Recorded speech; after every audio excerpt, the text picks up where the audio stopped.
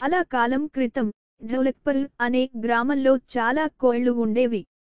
రోజు ఉదయాన్నే తన స్వరంతో గ్రామస్తులందరినూ నిద్రలేపేవి ఆ కోళ్లు. దీని వల్ల ఆ గ్రామస్తులందరూ కూడా తెల్లవారుజామున లేచేవారు. ఒకరోజు ఆ ఊరి పల్లెలందరూ తమలో తాము ఆడుకుంటున్నారు కాబట్టి ఈరోజు ఈ కోళ్లన్నింటితో సరదాగా గడిపి వాటిని ఇబ్బంది పైటలి అనుకున్నాడు ఒకడు. అలా ఆ పిల్లాడి మాటలు విని మిగతా పల్లెలందరూ కూడా ఆ కోళ్లను ఇబ్బంది పెట్టేందుకు సిద్ధమయ్యారు.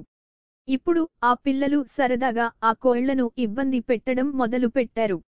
అప్పుడు ఆ కోళ్లు కూడా ఆ పిల్లలతో రెచ్చిపోయాయి. పిల్లలు ఇలా చేయడంతో ఆ కోళ్లను మరుసటి రోజు ఈ గ్రామస్తులను నిద్రలేపవద్దని అనుకుంటాయి. అప్పుడు ఈ గ్రామస్తులను ఎవరు నిద్రలేపుతారో చూద్దాం అనుకుంటాయి.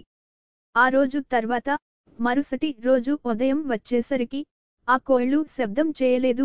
కొంతసేపటికి గ్రామస్తులు తమ ఇళ్లలోంచి బయటకు వచ్చారు. ఆ గ్రామస్తులందరూ తమ తమ పనుల్లో నిమగ్నమై ఉన్నందున బయట దృశ్యాన్ని చూసి అందరూ ఆశ్చర్యపోయారు. ఆ కోళ్లు శబ్దం లేకుండా ఆ గ్రామస్తులంతా ఈరోజు లేచి తమ తమ పనులు ప్రారంభించారు. తాము లేకున్నా ఈ గ్రామస్తులు లేవొచ్చని, తాము లేకపోయినా తమ పని తాము చేసుకోవచ్చని ఆ కోళ్లకు అర్థమైంది. కథ యొక్క నీతి: మనం దేని గురించి గర్వపడకూడదు, ఎందుకంటే ఒకరోజు ఆ అహంకారం ఖచ్చితంగా వడగపోతుంది.